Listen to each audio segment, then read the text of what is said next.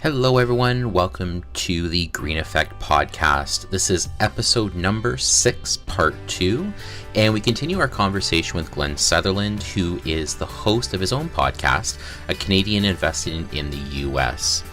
In part 1, we talked about a whole bunch of stuff around landlord-tenant and buying his first property.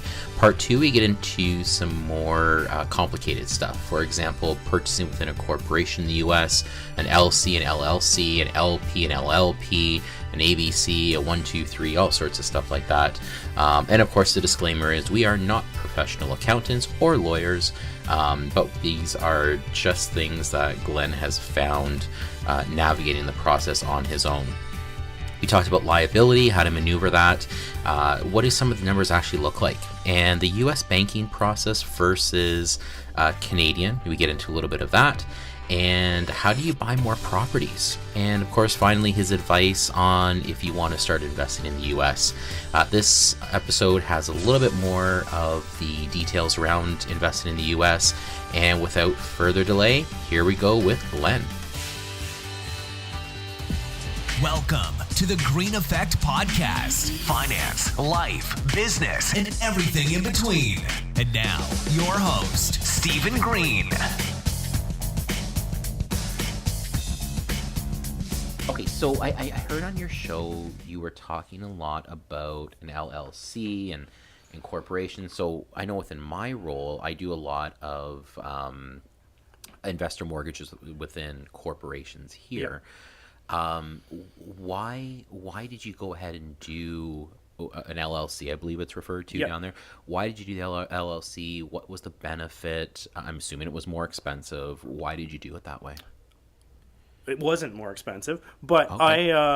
But more expensive than owning it in your own name. First of all, I am not an accountant or anything like this. So, but what I've found is you can do it with the corporation, and there's like multiple structures, and it's basically coming up with a structure that Canada Revenue actually likes, because if you go down there and you set up an LLC, that Canada Revenue or Canada doesn't have an LLC structure. That's a limited liability company, and it's a flow-through company, which we don't have in Canada. So, and you take money, it'll flow through. So you have to pay corporate tax. Well, no, file a tax return. Scrap that. All that. It's the LLC part that I have to file a tax return for, or the LP part that I have to file a tax return. So if you just had, because I don't have this, if you just had a regular American U.S. LLC, it would go right, it would flow through into your personal account, and you just file personal taxes. There's no corporate taxes. The structure is just as a wall, like it's a... Okay. It's limited liability, right? It's so that if someone it's wants a shelter. to, it's a shelter. If someone wants to sue you, and they actually get rights to sue you because you were negligent, the most they can take is that LLC, right? It's almost like the best of both worlds. Yeah. You're not a corporation, but you are. And so that's why Americans love it. See, the problem is Canada Revenue goes, we don't have that, and that's a corporation. So we want to tax the LLC as a corporation, and then the money is flowed through to your personal account, so we want to tax you on your American income personally as well, and then we want to tax you in Canada, so you're going to get double taxed. Holy cow, okay. So that's not a good structure. No. So you have...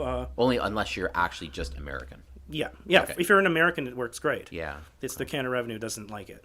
So what you do is you have an LLP, which we have in Canada as well.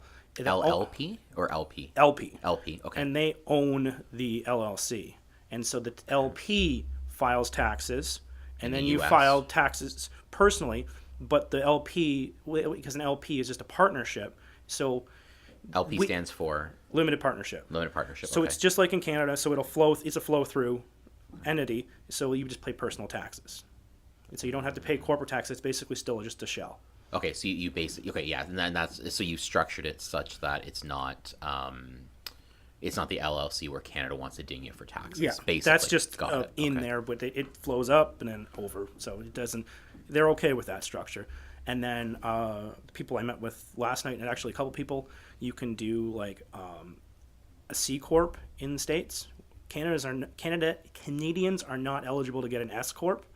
Well, so you S corp stands for. I'm not an accountant. I don't know. Okay. It's the thing you don't want. Yeah, you can't get. You have to be full-on American. You Okay. can't. You have to live there. You have to be born there. I think in order to be able to. Everyone in the corporation has to have that. But a C corp would be like Coca-Cola or IBM or anybody like a big guy, right? But you can set one up just like you can get a corporation in Canada, and they recognize that. So some people set it up that way. So then it'd be like just having the corporation in Canada. You pay corporate taxes. You'll pay taxes when you pull the money out as dividends. And so the advantage of doing the LLP is it's like an eighth of the price.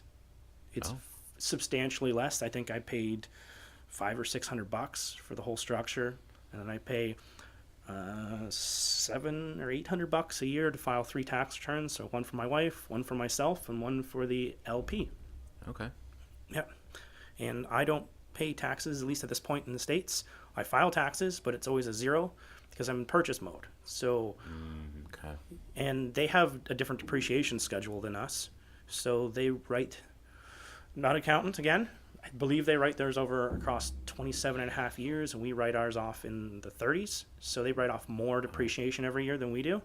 So your property also, there's advantages and disadvantages. So if you want to hold that property for more than 27 and a half years, it's been fully depreciation. There's no depreciation left, right? You're not going to do it. So, but they have 1031 exchange, which technically Canadians are eligible for, but I haven't done it. But the way I understand it is you can exchange properties easily in the States. You just have to declare them beforehand, file the proper paperwork with the proper company in the middle. So exchanging it means what? So like I say I bought a property in Cambridge, I bought a property in Kitchener. Well, we'll say Toronto. Or sorry, we'll say it's American cities. So you bought a property in Chicago and you bought a property in New York, and you sold one, you're selling the one in New York to buy the one in Chicago. You could just, as long as it's more expensive and there's a bunch of rules, you could just exchange them and not pay capital gains as long as it's more expensive. So you're moving your capital gain thing over. Okay. The only thing That's cool. it is cool, and Americans use it all the time. The problem as Canadians is we have Canada Revenue. And Canada Revenue is going to go, whoa, sure, the Americans let you get away with this, but we want tax money. So I haven't done it. But if it's an LP or a C... If you had it in a C Corp, then you probably could just skip that whole thing. Okay. I know you're providing tax advice. I'm not a tax advice, but and this my mortgage isn't something mind, I've done. my finance mind's going, I'm like, wait a second, how can I get around paying taxes? Yeah. I'm getting all excited. I'm like, how can I do this? Yeah. So I haven't done it. So we went on a really wicked tangent there. No, but that's good because I think, listen, I think Canadian investing can be complicated enough. Yeah. Becoming a non-resident, non-U.S. citizen, going out and buying stuff in a world you don't know, that's confusing. So when I'm hearing stuff like, yeah, it might cost $500-$600, but I can be very savvy on my Canadian taxes. I can do this. I can save some money, and I can make it's. And the $500-$600 is going to seem like nothing if someone wants to sue you. Granted, because you don't want them, because you just go buy it in your personal name, and then they find you're negligent on something, and someone gets hurt, and they decide to sue you over the smallest little thing. They can come back into Canada and everything for you. So you want that. So they can do that. They can go cross border and get you. I believe so. They can go after everything, because So you want to have a limited wall. You want something there, right? The most you can do is take that thing, and then like another asset protection. If you're like, well, what about my property? I have this expensive property in here in this LLC. You want to limit your risk even on that. Get more LLCs. Some people put it one property in each one, and like $500 when you're buying a house is not a big cost. I don't. Right now I have all mine in one, which my accountant hates and wants me to set up more. He's been pushing me to start splitting them up, but split them up, and also refinance. Take the money out of them. If there's no money in the corporation, there's nothing to take. Because unless you're in Wyoming or a couple different states, it's public knowledge. Like they don't have the same privacy as us, so people can see what you own, right? Oh, within the respective corporation. Yeah. Holy, I can just see where that's going to go sideways. Yeah. So you make it so there's nothing to take. Make yourself not a thing. Take the cash, buy more properties, put them in different LLCs, or put it in your pocket. Go buy a nice car. Buy a house in Canada. Buy a house in Canada. Yeah. I hear Toronto's affordable. Yeah. Now, how do you... Okay, so, I mean, now fast forward to end game, or maybe mid game, how do you get... When you're taking money out of the corp to go buy that car, buy the whatever... Is it similar to Canada where you're going to write yourself a dividend out of the corp? Similar to that? I don't do this, but yes, that's the way I understand it. It's going to be a dividend, so you pay dividend tax credits for pulling that money out. So and you get taxed there and here, I'm assuming, but I mean here it's such a... you got to think of it as the same tax. place, because if you pay it there, then you get a tax credit here, and so you won't really pay it here. Okay. So it's kind of... So they kind of play okay in the They play sandbox. okay. We have enough agreements, so a lot of times when people are like getting confused, I'm like, just pretend the property's in Canada, only you have to get some sort of shelter over top of it, and which you should here anyway. And so you just... besides that, it's fairly similar, and you're probably going to have to file a second tax return. So do 2 tax returns and have some sort of protection on it, and it's basically the same as if the property is sitting here, because Canada Revenue still sees it. Yeah, and just do it right. Yeah, just do it right. I think there's something to be said, having done so much financing. People try to make it maybe more complicated than it is, and I'll try to hide this and hide that. Just do it right, man. Like, it's just so much easier sometimes. Report it, don't hide it, just get it done, So keep the accountant happy. Yeah. And the IRS, for the love of God, keep them all happy. So, and if you have you want more questions about this LLC structure and stuff like that, I've had on episode, I wrote some notes down, 21 and 22, I've had a Canadian tax accountant come on and talk about the same thing, and on 22 I had an American tax accountant come in and talk about the same thing right after each now, other. how did you find that? Were they consistent with what they were talking about? Very similar. Yeah, they're very similar. So it was nice to see both perspectives. That's why I lined them right up. I interviewed one, and then interviewed the next one the next day, and one came out a week after.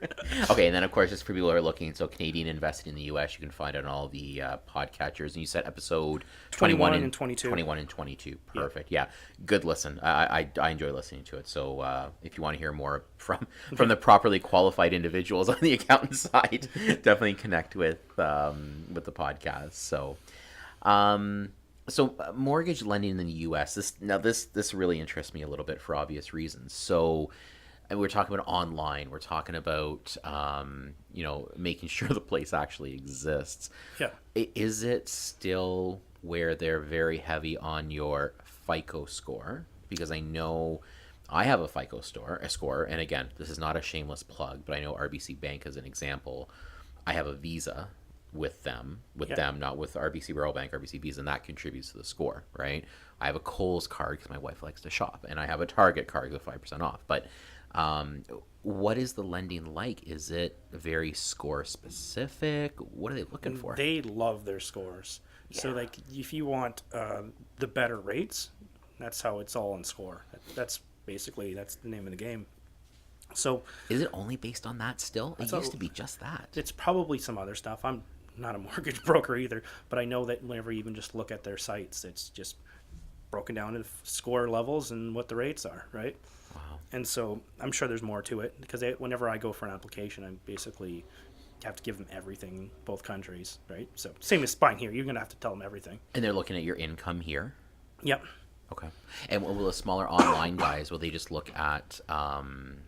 No, it's pretty similar. They'll accept Canadian income? Yeah, so a lot of banks, or I guess these smaller banks anyway, they have a program for foreign nationals. There's a foreign national program at Okay, like we have that too. Okay, yeah. Yep. So they'll have a thing, and the rates are a little bit higher, and and so you just sort of have to shop amongst them, because what you get is what you get, and I don't know if we're side tangent from our legit bank thing, but another thing to think about for financing is some of the cheapest rates you can get is seller financing, and it's not that popular here, and they call it vendor take back in Canada, but it's not a lot less popular here because a lot of people don't own not as many own the houses in cash, because they're expensive.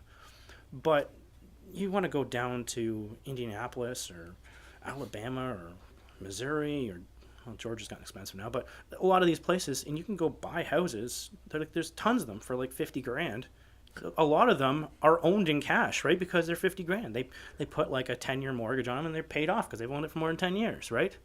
And so, yeah, it's a different world. There's more out there. And we don't do a lot of VTBs here at all. No. So you have to, I asked my lawyer, I'm like, do you even do it? And he's like, yeah, we do a couple a year, but not very common. And it's more when stuff gets very expensive. It's hard, or certain. It happens here more when there's something with the property that they can't get financing because of it. Yeah, sometimes it's been listed because there used to be used to make crystal meth in the place, and so now the banks have blacklisted it. They're not ever putting a mortgage on that house ever. Yep. Yeah, we're strict like that. Yep. We're definitely strict. And I think sometimes the VTB options that we run into, if they want to do, sometimes if the guy is retired and he just wants to make some money, sometimes the rates are better than what we can offer, what they're looking for, right? Yep. What are we talking for rates down there in general? In general, if you're doing just the quick, what they set off the bank, off the their websites and stuff, usually my first few anyway are like 7 to 7.5, which people are going to go, whoa, like how do you even cash flow the property? Well, you cash flow the property because there's a lot of things that are way cheaper down there. So the property itself. The loan to value. So you say you're renting we'll just go straight numbers. I just bought a house on November 9th for $42,000 in Alabama. It rents for $700 a month. So if you bought a $4,000 property here, would you rent it for $7,000 a month? No. But there's, I bought it with cash, but I'm going to move it to a mortgage. And I still can find a mortgage for it. And it's very hard if you get less than like $75,000. It's your mortgage hunting. You're going to have to be ruthless because there's a lot of banks that won't go that low. Like almost all of them. So $42,000 purchase, how much down would you need on the refi? I'm thinking I'm probably going to be doing like a 65% loan to value. And at $42,000, kind of who cares? Yeah, exactly. You know what I mean? We're not talking huge here, right? Yeah. So anyway, the property taxes are on that place. I think they're $280 a year. not a month, a year. I know, like $280 a year. Okay. Yeah. So like you can get like really cheap property taxes. Insurance is, I don't know, fairly similar. I think I pay about $35 to $40 a month for insurance. You're actually paying more in insurance than you are in property tax per month. Yeah. Wow. But it still cash flows nice, and you go, why don't you just hold it in cash? You go, yeah, but if I refinance it out, I can buy another house. Just exactly what first thing I thought about. Go buy more. Yeah, exactly, because then I can have more down there, right? And and then of course you got the tenant laws. They're gonna hopefully, knock on wood, they'll pay the rent, and then you're good that way. Yeah, it's wow. Different worlds. So, and then one thing I'm working on now to try and get around some of these really cheap house price things too is I'm still tinkering with the idea is portfolio loans. So they'll let you group properties together in a mortgage. So interesting. Okay, that way I could hit their minimum. So a lot of the portfolio loans are going to be like much more expensive, like because they're saying, well, you need to have the properties worth $250,000 or $300,000, right? Mm-hmm. So now if I could, some of these properties that are, below the bank standard because they're like, we're not loaning on a $42,000 house. Even if I fix it up, you get to $50,000, still not a lot of lenders, right? But if you go, hey, do you do portfolio loans? And more than half of them do. And you're like, oh yeah, well, what's your minimum thing? And some of them are really high, some of them $500,000, but shop around, you find ones for $250,000, $250,000, and you say, okay, I'm going to pile in a bunch of these other ones I can't get mortgages on normally, and I'll put in a couple of my more expensive ones, and hey, we're there. Now, easy to get? I'll let you know. Easy. Okay. Next episode. I'll let you know. I'm still working on it, and so I've just been like inquiring what thing is and what they're willing to take in it, and so that's what we're probably working on this weekend. Excellent. Yeah, that would be interesting because I know... And we've talked about this on a previous show where, a lot of the banks here, they kind of tap out at 5-6 properties. And it's the same there. Okay. Is it? Okay. Talk to me about that. But the thing is, you can get around it because there's so much more lending that isn't on whatever you guys call it, your number, like, it's like the big five in Canada. They sort of like, or I guess the credit unions are in there too, but they'll count that whatever it is, 5 or 10 properties you're allowed to have, right? But these other banks, the third tier banks or online banks, they're not going to show up on the number there. And sometimes they're not real mortgages, they're notes. So you get a note on the property. So there's a note company. So there's people who sell these. So they organize all your information. They do the standard contract and you sign.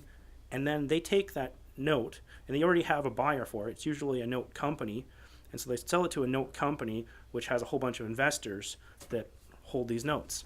And I believe those note companies still get the same perks of the bank, where you can reinvest money multiple times so that they can actually make better returns. Because otherwise you're just getting mortgage rates as an investor. And really it's, at least the way I look at it, is the banks are subsidizing us, because really they can't be making much money when they're giving us a 3.5% interest rate on a mortgage. Yeah. So exactly. So I think that there's something like that where there's a multiplier in there for the investors, because it's basically a private bank that they're selling it to, which is just a company, right? Yep.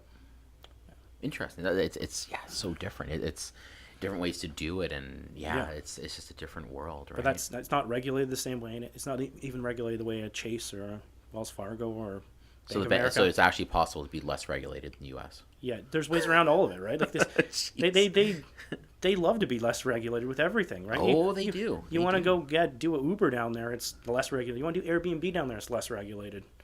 There's just that's how they run. Well, and it's such a double-edged sword, because, and I'm completely digressing, because I'm down there quite a bit, and I know you are too. I was telling someone this morning, I said, it's great to visit the U.S., but it's also great to come home, and I think we do have a different quality of life, and, we are, take a month to pay your rent, which is not the right thing, but we do it, we don't have to worry about our banks going belly up. It knock on wood, it shouldn't happen, but it is, it's a different way of doing business, right? So right. It's got its pros and cons, that's for sure. So What other, give me some advice on, hey, listen, I want to start doing this whole U.S. thing. What advice would you give?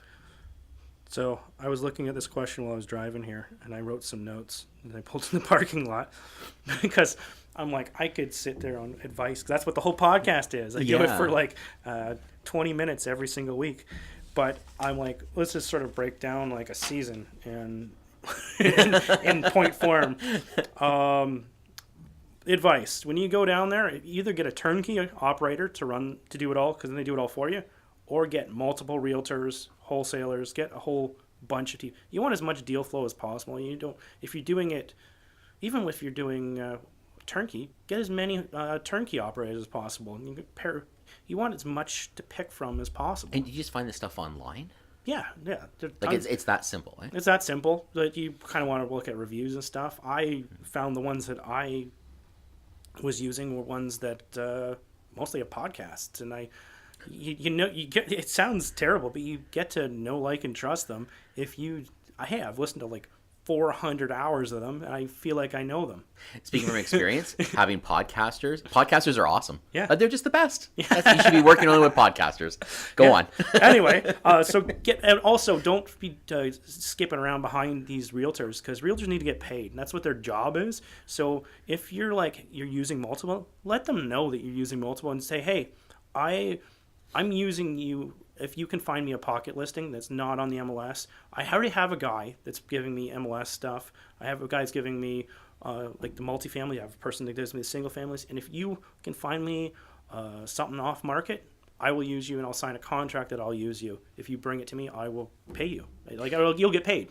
Okay, so up here, you sign, let's say, a buyer rep with a realtor. Yeah, BRA, same thing. You can't, but here you can't go to another realtor. Like, you're locked in with them. Is it the same way down there?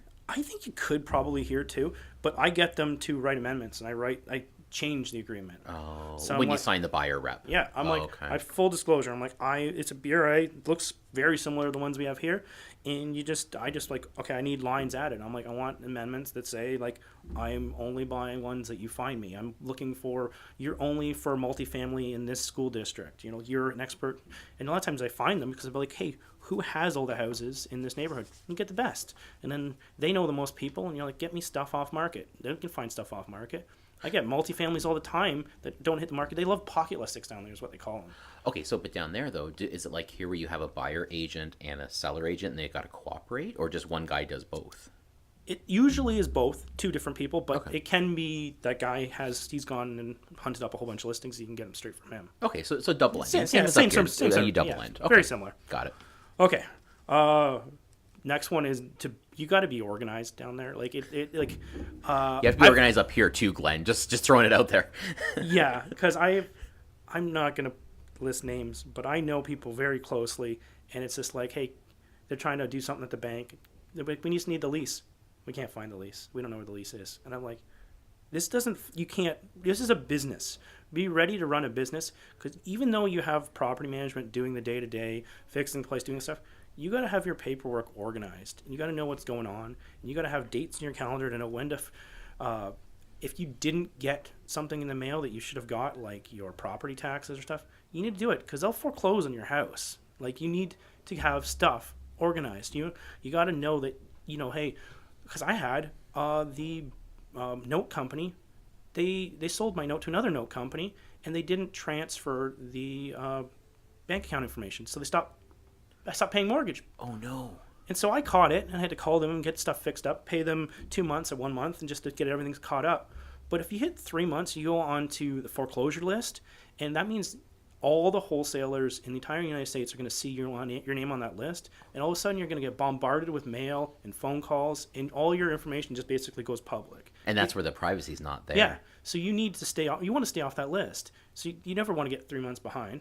Ever. You shouldn't ever get behind at all on your mortgage, but things happen because things get sold, right? Yeah.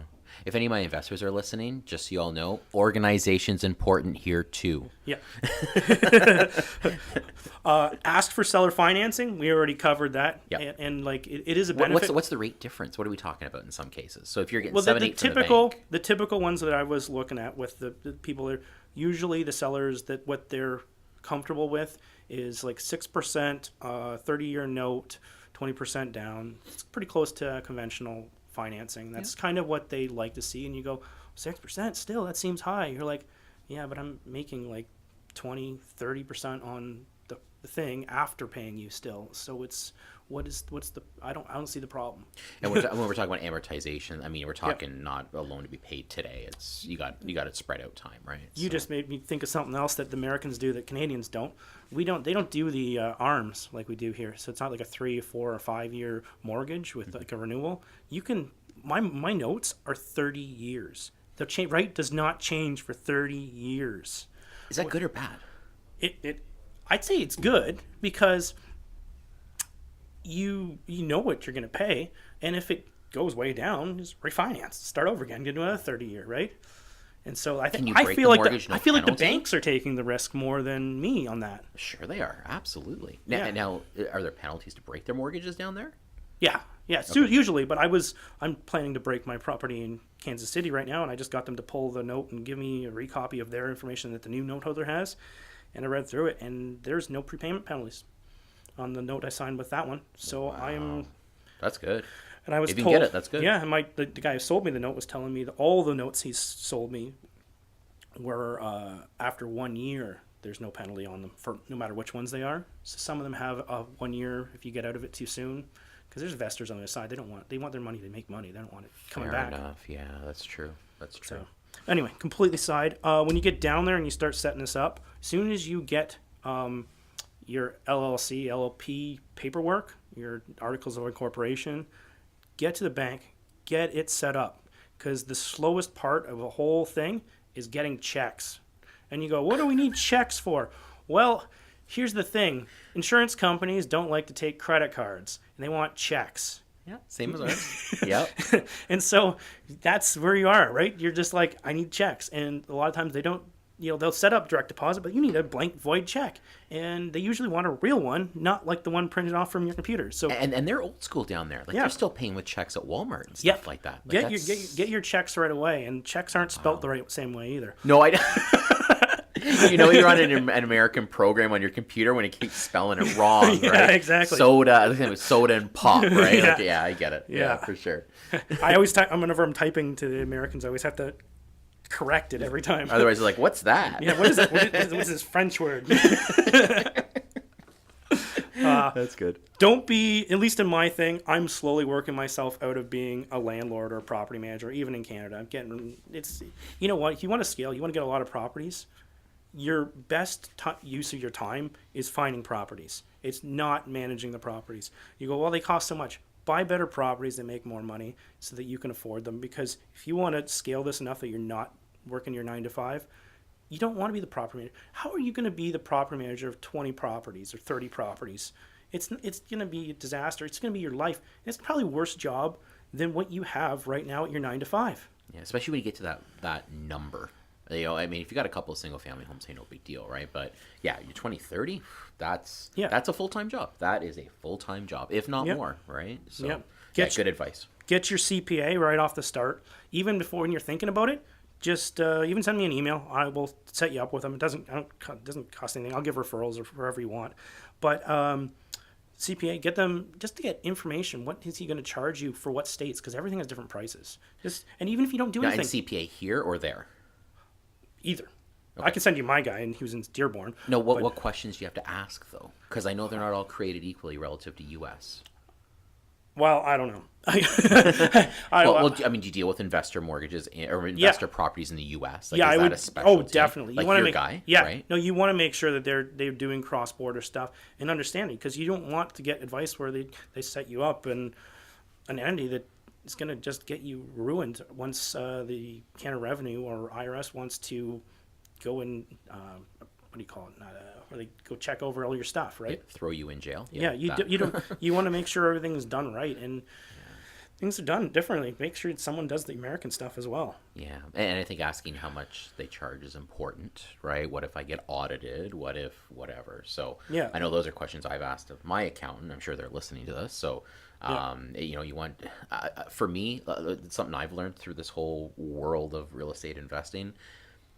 It's not always about the price, and I think we deal with that with lawyers, right? Sometimes my clients want to go with the cheapest lawyer. Well, I don't think you should go with the cheapest lawyer all the time. You got to ask some questions. I'm not saying pay the most for everybody, but ask some questions, right? Well, that's one thing that I totally regret and tried to get fixed, and it was really hard to fix afterwards. Was I got a mortgage at one place, and even in Canada, and then I got a mortgage at a different place because their rate was cheaper, and then I got a mortgage in another place, and I got a mortgage in another place, and now I'm juggling 7. Honestly, to God, I have 7 bank accounts with money coming in and juggling around to pay mortgages and have mortgages from Royal Bank coming out of bank account at wherever, and everything's going over, they're crossing each other, and then and then whenever you want to go for another mortgage, they're gonna be like, okay, now a lot of times if they already have all the mortgages, they don't need all these mortgage documents. Your paperwork you have to provide is way less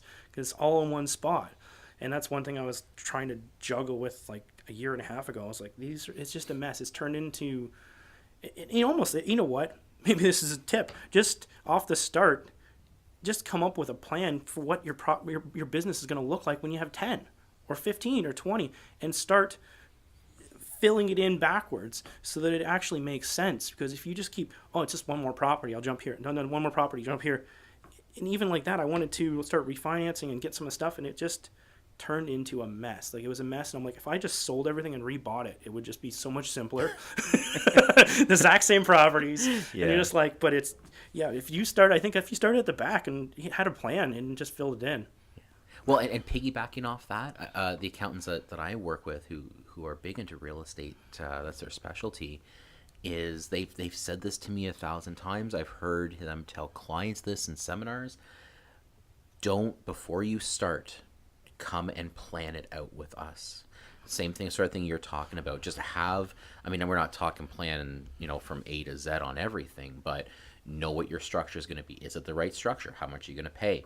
What bank you can use? What rates? How do I, plan a little bit, right? Because otherwise, to your point, it might be better for you to sell it all off, and that's one heck of a bill at the end of the year. But it's if you had it planned, a little bit different, right? So yeah, I get that one totally. So. And I think my last one I have on my little sheet here is if you're going down to the States, like on a little property tour, bring some of your stuff. I guess you can take your computer with you, but bring proof of funds letters. Oh, proof of funds Yes. you have here in Canada, as an example. Actually, if you want to make an offer, a lot of times they'll be like, do you have the money? Where's the source of the funds? Prove it. Yeah. Yeah. Same with here. We have FinTrack. Yeah. I don't know if it's as strict as that, but yeah. But yeah, they just like, that's what I wanted to buy anything cash. They're like, show us where the money's coming from. I want to see an account that has. Oh, we're talking buying cash too. That's not even for the mortgage purpose. This is for buying cash. Okay, you're talking. I want to make sure that it's there. It's more important when you're buying cash or short sales, because that I needed for both of those. Short sale, by the way, I might be just jumping all over the place. No, go ahead. A short sale is property that is basically behind in their mortgage a lot, and it's basically going to go to foreclosure likely, and it's a homeowner that's trying to save their credit and everything else, and the bank and the homeowner and a realtor are working together to negotiate a price that's lower than the debt on the property, so that an investor can come in and buy it, save their credit, save the whole thing. And so it really works for everybody. And I'm picking up a property. There's some disadvantages too. I'm picking a property up and it should close. That's the problem, is it could close anytime, because I'm waiting on Wells Fargo to get their stuff together. So that's the downfall, is you don't know when it's going to close, and you have to keep this bank account ready. House hunters, man, that's the show we watch. You hear about the short sales, right? Yeah, and a couple gets all depressed because they didn't get their property. But you get the properties for less than they're worth, and this is not a typical situation. But I'm bought one for basically half price of what it retails for, but needs some work. But it half price, and you're like, it's easily gonna do well. And if you're an investor, you got all the time in the world. Yeah. So it's not like you got to move a family or sell a property, right? So. And it's one thing that takes the risk off, but this is a terrible way of thinking of it. But if I'm buying with cash, like, what's the carrying cost every month? It's all on me. If I used my line of credit to buy it, it's going to be on Canadian debt, which is really cheap. And so that's what I'm doing. I'm like, well, my carrying cost is way less than what Americans have to deal with for their carrying cost. If they want to do like these wholesales or whatever, they're usually paying like 15% for that money, like to be construction loans and stuff. So if you are trying to compete with them and you're using Canadian debt, it's way cheaper than American debt. Interesting. Yeah. Very interesting. And it's funny, we have the regulation. It's almost like you get what you pay for almost. You get the lower rate and you're heavily regulated. Or you're not regulated almost at all, and you got to pay more. So yeah, I guess it's a trade-off. If you lived there though, it'd be better. Like, it's because they have to take. You're paying for the risk because they're rent loaning to someone in a different country, right? Yeah. There's some risk to them too, right? Yeah, it's true. Very true. So we just talked about a top 5 list. I'm going to take what you just said as our top 5 list. That was fantastic. Yeah. So one last question for you: before you go ahead and make the jump, what is the best question you have to ask yourself before you go ahead and say, I'm going to run down there and buy 5 properties in Missouri? Yeah.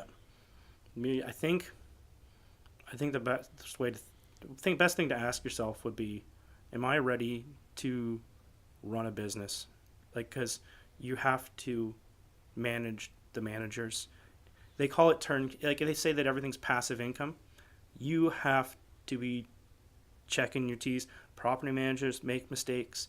Everyone makes mistakes. I found an $800 mistake last month that was made, and you have to be organized. I have a filing cabinet to put everything in. I scan everything. I put it into Google Drive, and then I have a specified copy on Dropbox that I can send to lenders, so it's refined. Right. Of course. And so, but you got to be ready to be organized, and so are you ready to do that? Are you ready to be hunting for deals? Because if you're just going to be lazy and just going to pick whatever you see on the MLS really quick, if you're not even analyzing it, like I went down there to buy my property, and I call it my orange book, and I had tons of properties, full analysis on it, every property 3 different ways. If I bought it with cash, if I bought it with 0 down, if I bought it with 65% down, and if I bought it with 80% down. Or the opposite. Yeah. 20 down, and yeah. 35, yeah.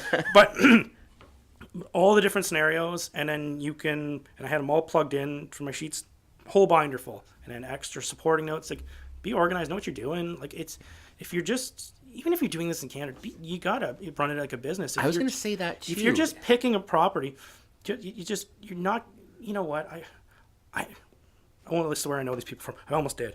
But I know people that have told me, like, oh, the property just barely breaks even every month, and it's going to be a heck of a deal in 25 years when it's paid off.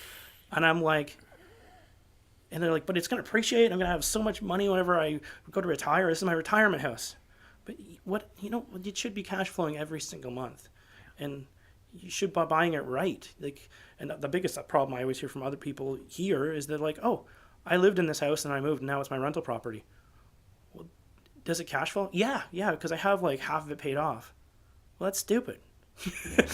All your money is tied up in this thing. Could you be earning better than, what are you saving? You're saving mortgage at like what, 3%, 3.5%. You're saving that money. Can you earn better than 3.5%? I hope so. I really do. And I think people, so I see a lot, and I think sometimes people don't understand that. And one thing I heard you say you got to hustle and you got to do your analysis, because I think real estate agents, they're a huge source of information, huge, and I think they are really there to assist the buyer in some cash flow analysis, stuff like that. But in the same breath, they're not going to know your personal financial situation. They're going to know the market and the house. And that's what they're there for. They're not there to know your own financial situation, how much mortgage you have, how much is the insurance going to cost. You really have to do that yourself, because to your point, you've said this, it's a business. This is it's not easy. I have personally made a bad choice, kept a property as an investment property, and we unloaded it. It made more sense. We bounced off cap gains. It was a good day. Yeah. And I think people make mistakes. That's how you learn. But to your point, it's your business. You got to hustle. You got to make sure you understand your numbers, because it's only you. Your realtors, you can't go back to your realtor and say, oh, it was a bad choice. Well, no, I gave you the right information, right? Yep. So, yeah, these are some really good points you're bringing up, and it's the same thing here in Canada.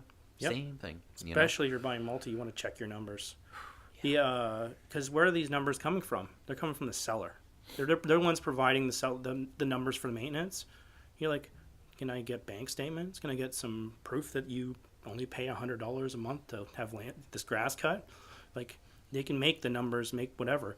There's like 2 different kinds of occupancy. There's one where people live there, and one where people pay the rent. Mm-hmm. Oh, yeah, owner-occupied, yeah.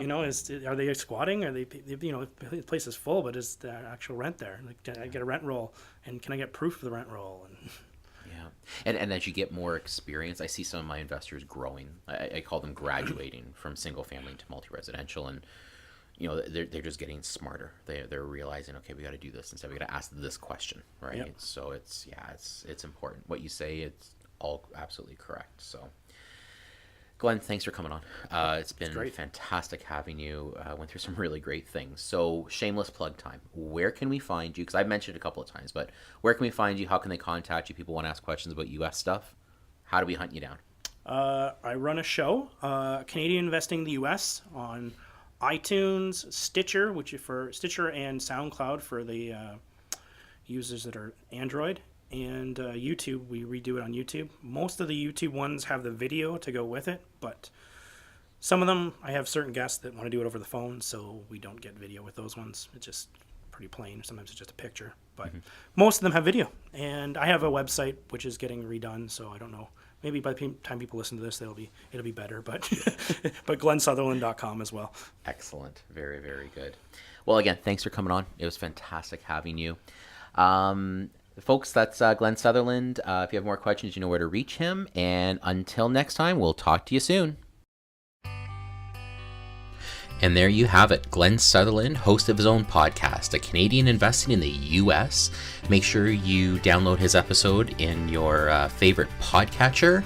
He's on all the major platforms. Great source of information if it's something you're looking to get into long term, and stay updated on some of the current trends because it is something he is very active into. Thanks for listening, and until next time, we'll talk to you soon. Thank you for listening to the Green Effect Podcast. Subscribe to this podcast on iTunes or Google Play so you catch the next episode. And don't forget to leave a review. Much appreciated.